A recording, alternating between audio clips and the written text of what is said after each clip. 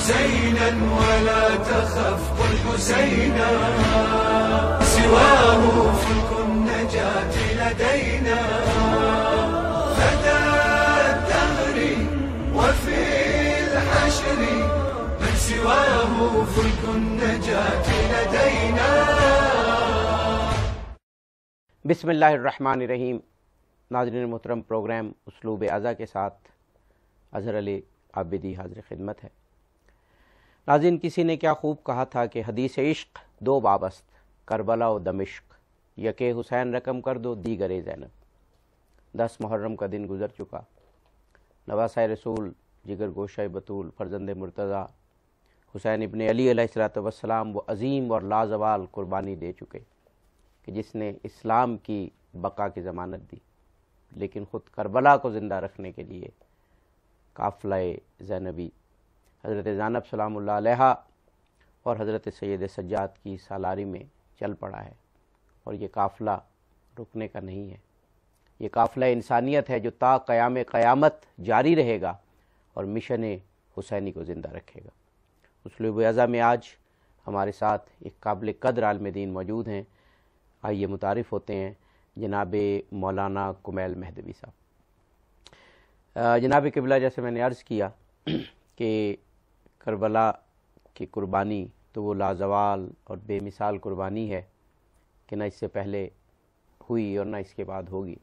لیکن اس کے بعد اب جو قافلہ انسانیت ہے جو حضرت سید سجاد اور حضرت زینب کی سربراہی میں چل رہا ہے، وہ تو اس کا سفر جاری ہے. اس سفر میں اب کربلا کے بعد ہمارے اسلوب عزاداری جو پوری دنیا میں عزاداری سید الشہداء ہو رہی ہے، وہ آپ کی نظر میں کس طریقے سے آگے بڑھنا چاہیے کہ ہم بھی وسیلہ بن سکیں اس قربانی کے پیغام کو آگے پہنچانے کے لیے؟ بسم اللہ الرحمن الرحیم.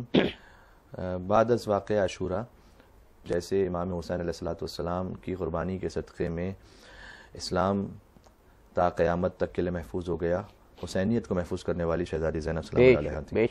اور اسلوب ازا کی اگر بات کی جائے تو خود شام غریبہ ہی سے جس انداز سے شہزادی نے ازا کا اہتمام فرمایا کہ اب گویا بی بی حسین تھیں، وہی عباس تھیں، وہی اکبر تھیں، لہٰذا آپ کو ملتا ہے تاریخ میں کہ بی بی تشریف لے جاتی تھیں مقتل میں اپنے بچوں کو ڈھونڈنے کے لیے.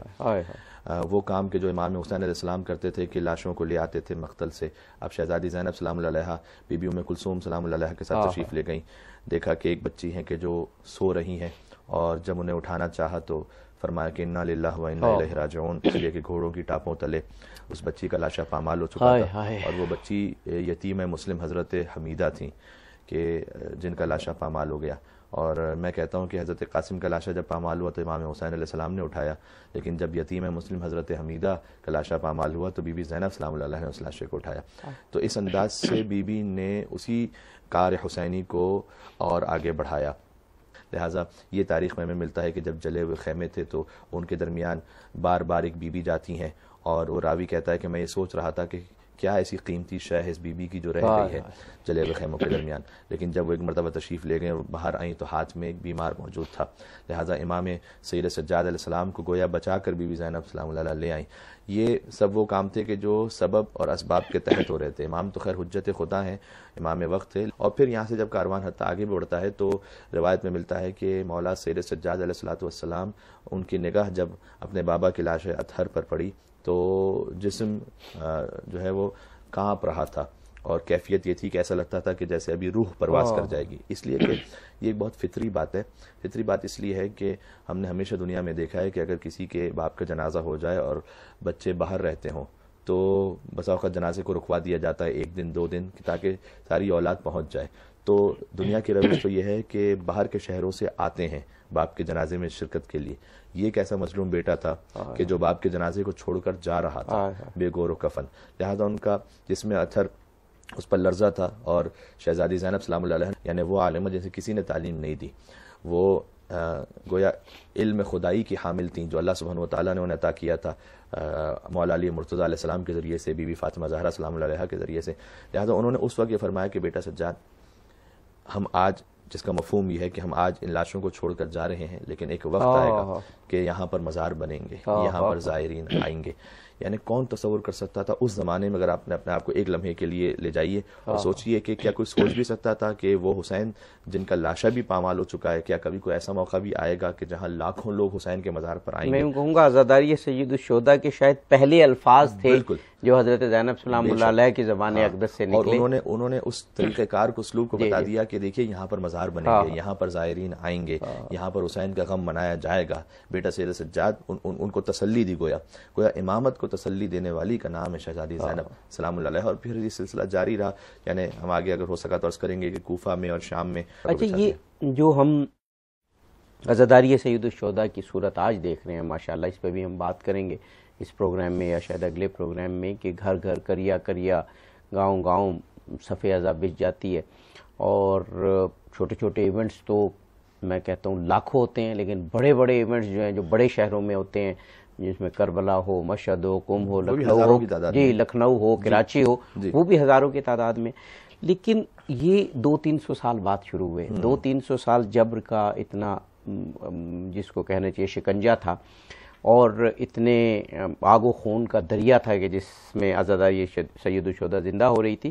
وہ اسلوب بھی حضرت زینب سلام اللہ علیہ نے دیا کہ جب لوگوں نے، عزاداروں نے دیکھا کہ حضرت زینب سلام اللہ علیہ نے کن نامساعد حالات میں درباروں اور بازاروں میں خطبے دیے ہیں، تو اب ہمیں خواہ کچھ ہو عزاداری سید الشہداء کرنی ہے، چاہے گھروں میں کرنی ہے، چاہے، اور اس کو جاری رکھنا ہے. تو یہ امانت جو پھر 300 سال بعد اگلی نسل تک پہنچی، اور پھر عزاداری سید الشہداء جو ہے وہ واشگاف انداز میں شروع ہوئی، تو وہ بھی حضرت زینب سلام اللہ علیہ کا صدقہ اور وسیلہ ہے اس انداز کا. بے شک اس لیے کہ جب بی بی اب جب کوفہ پہنچی اور کوفہ کے بعد جب وہ شام تشریف لے گئیں، تو ایک تو یہ کہ خود جو راستے کا سفر تھا، اس راستے کے سفر میں حضرت علامہ علی نقی نقن صاحب نے لکھا ہے کہ بی بی زینب سلام اللہ علیہ کا جو جہاد تھا وہ کربلا میں عاشور کے دن کے جہاد سے اس طرح سے وہ مختلف تھا کہ جو بنی ہاشم کے جوانوں نے جہاد کیا وہ خاندانی روایات کے مطابق تھا. اس لیے کہ وہ لکھتے ہیں کہ اگر حیدر کرار کے بیٹے ایسے نہ لڑتے تو کون لڑتا، کون جہاد کرتا؟ اگر جعفر طیار کے وارث ایسے نہ جہاد کرتے تو کون؟ کیونکہ ان کے تو خاندان ہی میں شجاعت ہے نا. تو وہ تو خاندانی روایات کے مطابق تھا. ابوالفضل عباس علیہ السلام کا جہاد، شہزادہ علی اکبر علیہ السلام کا جہاد، حضرت قاسم علیہ السلام کا جہاد، اون و محمد کا جہاد. لیکن جو بی بی زینب سلام اللہ علیہ کا جہاد تھا وہ خاندانی روایات سے گویا برعکس تھا، اس انداز سے کہ جس کی ماں کا جنازہ بھی رات کی تاریکی میں اٹھا ہو، جن کے پردے کا ایسا اہتمام ہو، انہیں روز روشن بے مخنہ و چادر کوفہ اور شام کے بازاروں میں آنا پڑ جائے، تو وہ ایک ایسی بات تھی کہ جو ظاہر ہے کہ اہل بیت علیہ السلام کے خانوادے میں نہ اس سے پہلے کبھی ایسا ہوا نہ اس کے بعد کبھی ایسا ہوا. مظالم کی وہ انتہا تھی. لیکن اس میں جہاں شہزادی جب پہنچی ہیں، مثال کے طور پر شام میں جب پہنچی، انہوں نے جب خطبہ ارشاد فرمایا تو اس میں روایت میں جملہ یہ ہے کہ وہ خطبہ آغاز کیسے ہوا. یعنی بیویاں موجود تھیں دربار یزید میں، اور سر حسین علیہ السلام تشت پہ رکھا ہوا تھا، اور یزید کے ہاتھ میں ام الخبائث کا جام تھا. اور وہ کیفیت کہ جہاں بڑے سے بڑا جو مرد شجاع ہو اس کی بھی زبان گنگ ہو جائے، وہ کچھ نہ کہہ پائے، حوصلے ختم ہو جائیں، ہمتیں جواب دے جائیں. اس وقت روایت میں ملتا ہے کہ جب شہزادی زینب سلام اللہ علیہ کی نگاہ حسین کے کٹے ہوئے سر پر پڑی، اس وقت بی بی زینب سلام اللہ علیہ نے خطبہ دینا شروع کیا. اور اس میں آپ دیکھیے کہ جو آیات قرآنی کو جس انداز سے بیان فرمایا ہے، یعنی ایک اچھا خاصا خطیب بھی ہو اسے تیاری کرنے کی ضرورت ہوتی ہے کہ میں کیا پیش کروں گا، کس ترتیب سے پیش کروں گا. فی البدی شہزادی زینب نے جو خطبہ دیا ہے سمجھ میں آ رہا تھا کہ جلال حیدری سے بات کر رہی ہیں. علم فاطمہ زہرا سلام اللہ علیہ ہے کہ جو نظر آ رہا ہے اس میں مثال کے طور پر اس وقت ان حالات میں کس کی جرت ہو سکتی ہے کہ ظالم کو یوں چیلنج کرے. بی بی زینب سلام اللہ علیہ نے آیت قرآن پڑھی کہ اے یزید، کیا تو یہ سمجھ رہا ہے کہ اللہ نے جو تجھے مہلت دی ہوئی ہے اور اس مہلت کی وجہ سے جو تو ظلم کر رہا ہے، تو کیا یہ مہلت کبھی ختم نہیں ہوگی؟ انما نملی لہم لیزدادوا اثما. اللہ نے قرآن میں کہا ہے کہ ہم نے تو مہلت ظالموں کو اس لیے دی ہے کہ ان کے گناہ اور بڑھ جائیں، وہ پورے طور پر آشکار ہو جائیں.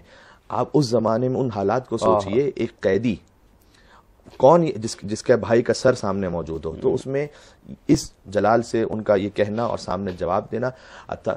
یہاں علماء نے بات لکھی ہے کہ جب بی بی زینب سلام اللہ علیہ خطبہ دے رہی تھی، اس سے پہلے جب انہوں نے اپنے دست ولایت سے اشارہ کیا تو کیونکہ لوگ چیمہ گویاں کر رہے تھے، باتیں کر رہے تھے، سب کی زبانیں چپ ہو گئیں، اور جانوروں کی جو گردنوں میں گھنٹیاں تھیں وہ آہستہ آہستہ آہستہ سنائی دے رہی. اتنا پن ڈراپ سائلنس تھا جب بی بی زینب سلام اللہ علیہ نے خطبہ دیا. اور خطبہ دیتے دیتے حتیٰ یزید وہ سامنے سے گویا حکومت اس کے پاس، تخت اس کے پاس، لیکن وہ گھبرانے لگا. تو ہوتا یہ نا کہ کبھی آپ کسی ظالم کے سامنے کلمہ حق کو بلند کیجئے تو وہ سامنے وار کے طور پر کوئی ایسا کام کرنا چاہتا ہے کہ حوصلے پست ہو، ذرا حوصلے ٹوٹیں. تو اس نے پھر یہ کام کیا جو مصائب کی ایک اور الگ کیفیت تھی کہ اس نے چھڑی لے کر امام حسین علیہ السلام کے دندان پر بے ادبی کرنا شروع کی اور ان کے لبھائے مبارک پر بی بی زینب سلام اللہ علیہ کے سامنے، تاکہ وہ آگے اور جرأت نہ کر پائیں اور خطبہ نہ دے پائیں. لیکن شہزادی زینب سلام اللہ علیہ کا خطبہ وہ انہوں نے اپنی پوری آب و تاب و شان کے ساتھ اسے بیان فرمایا، جس میں ہم نے عرض کیا کہ آیت قرآنی کو پڑھا، اور اس کے بعد پھر یزید کو یہ کہا کہ اب تیرا وقت جو ہے وہ ختم ہونے والا ہے. ٹھیک ہے، یہ آج ہمارے لیے سن لینا یہ آسان ہے، اس زمانے میں کوئی تصور کر لینا کہ کوئی یزید جیسے کو کہے یہ بات کہ اب تیرا وقت، یعنی جو مکمل طور پہ اپنے آپ کو فتح یاب سمجھ رہا ہے اور اس نے سارے بنی ہاشم بنا ہوا ہے جو جی خانوادہ رسول تحت ایک کر دیا. بالکل بالکل. اور پھر یہ خطبہ تو وہ تھا کہ جو دربار میں تھا، ایک خطبہ وہ تھا جو اسلوب اعضاء میں ایک اور طریقہ کار ہے کہ جو مولا سیر سجاد علیہ الصلوۃ والسلام نے مسجد اموی میں دیا تھا وہ. اچھا، یہاں جو دربار میں خطبہ تھا یہ اہل بیت علیہ السلام کا جو کلام ہے وہ سارے کلاموں کا امام ہے. تو جہاں وہ جو کلام کرتے ہیں، بی بی زینب سلام اللہ علیہ جو خطبہ دے رہی تھی وہ دربار میں وہاں ایلیٹ کلاس بیٹھی ہوئی تھی، وزیر، مشیر، دوسری جگہوں کے سفیر، انہیں اس انداز سے انہوں نے بتایا. جہاں بازار جو دربار مسجد اموی میں مسجد اموی میں جو خطبہ دیا مولا سید سجاد علیہ السلام نے، وہاں پر عام افراد تھے، نمازیوں کا اجتماع تھا، ان میں سے بہت سے کو خبر بھی نہیں تھی کہ یہ کون ہے. انہیں تو یہ بتلایا گیا تھا کہ ایک باغی ہیں. یہ بھی ایک بات سمجھ میں آتی ہے کہ اسلوب اعضاء میں بہت اہم ہے کہ حسینیت کا بار بار تعارف کروایا جائے امام حسین. اسی خاطر ہے کہ امام حسین علیہ السلام نے بھی اپنا تعارف کروایا کربلا کے میدان میں. مولا سید سجاد علیہ السلام نے جب وہ درباری خطیب، اس نے یزید اور بنی امیہ کے بارے میں بہت کچھ ان کے گویا کمالات کو اور فضائل کو اپنے طور پر اپنی دانش میں کہنے کی کوشش کی جو سب کا سب جھوٹ کا پلندہ تھا، تو مولا سید سجاد علیہ السلام نے اب کہا کہ کیا میں بھی جاؤں ان لکڑیوں کے ڈھیر پر. سبحان اللہ. یہ اسلوب اعضاء کا ایک اور طریقہ سمجھ میں آیا. امام نے کہا کہ بظاہر تو وہ ممبر جیسی شکل تھی اس کی، لیکن امام نے ممبر کا لفظ استعمال نہیں کیا کہ لکڑیوں کا ڈھیر ہے یہ. یعنی امام سمجھانا چاہتے تھے کہ وہ ممبر کہ جس میں قرآن ہو، رسول اور آل رسول کا بیان ہو، وہ تو ممبر ہے، لیکن بظاہر ایک ممبر ہو اور اس میں ان کے علاوہ کسی اور کا بیان ہو رہا ہو اور بنی امیہ، تو وہ ممبر نہیں، وہ تو لکڑیوں کا ڈھیر ہے. یہ تو لکڑیوں کا ڈھیر، یعنی جہاں سے حرف حق بلند نہ ہو رہا ہو یا بلند کرنے والے حق پر نہ ہو وہ ممبر. بے شک. تو یہ ہمیں بھی سمجھنے کی ضرورت ہے اسلوب اعضاء میں کہ ہم کن افراد کو ممبر پر لا رہے ہیں. اس میں منتظمین کا بھی بڑا ہاتھ ہے، اس میں پڑھنے والے کی بھی ذمہ داری، اس میں سننے والے کی بھی ذمہ داری ہے.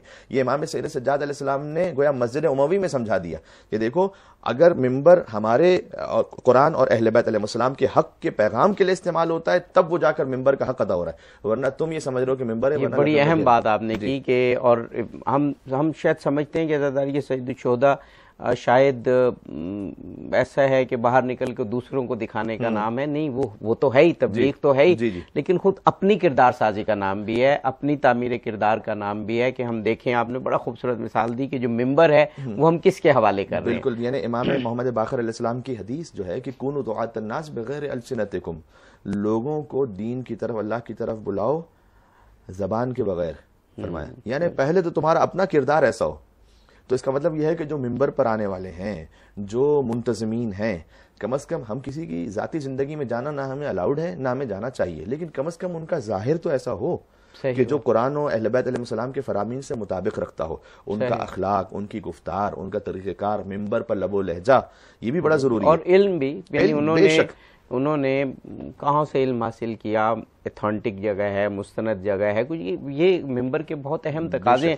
اور میں کہوں گا حضرت سید سجاد علیہ السلام کے وہ الفاظ اور پھر ان کی برکت اور جس طرح سے انہوں نے جہاد کیا.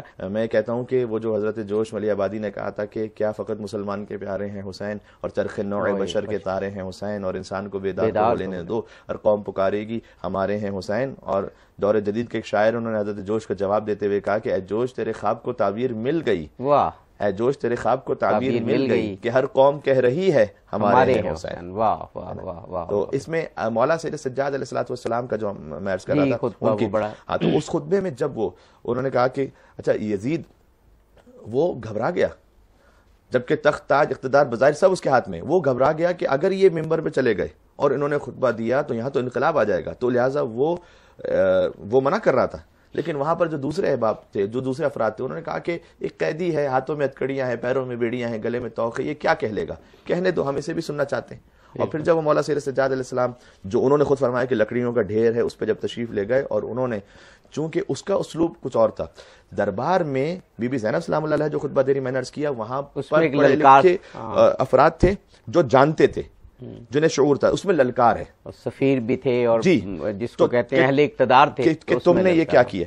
وہاں پر جو ہے وہ تعلیم دی ہے امام سید سجاد علیہ السلام نے, کیونکہ عام افراد تھے, تو لہٰذا آغاز خدا کی حمد و ثنا سے آغاز کرنے کے بعد فرمایا کہ من عرفنی فقد عرفنی, جو مجھے جانتا ہے وہ تو مجھے جانتا ہے, ومن لم یعرفنی, لیکن جو نہیں جانتا وہ اب سمجھ لے. اور پھر امام اسلام نے ایک ایک بات کہنا شروع کی کہ میں نبی مصطفیٰ کا بیٹا, میں علی مرتضیٰ کا بیٹا, میں فاطمہ زہرا کا لخت جگر, میں خدیجۃ الکبریٰ کا بیٹا, انا ابن زمزم و صفا, میں صفا اور زمزم کا بیٹا, میں بیت اللہ الحرام کا بیٹا, انا ابن مکہ و منا, میں مکہ اور منا کا بیٹا. یعنی یہاں پر امام علیہ السلام کہنا چاہ رہے تھے گویا یہ ساری چیزیں ہم سے منسوب ہیں, یہ وہ ہیں. اچھا, جب امام علیہ السلام خطبہ دیتے گئے اور اس وقت یہ کیفیت آئی کہ یزید کو اذان دلوانا پڑی. یعنی دربار کا جو حال ہے وہ بالکل جس کو کہیے انقلاب آ گیا.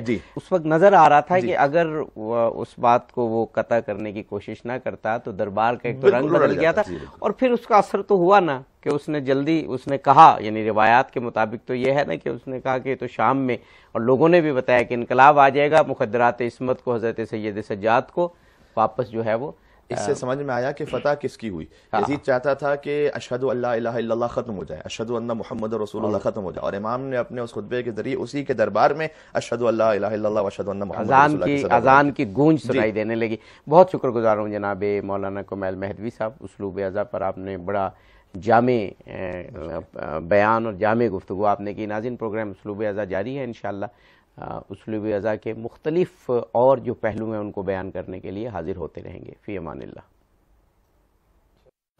حسينا ولا تخف, قل حسينا من سواه فلك النجاة لدينا, فتى الدهر وفي الحشر من سواه فلك النجاة لدينا.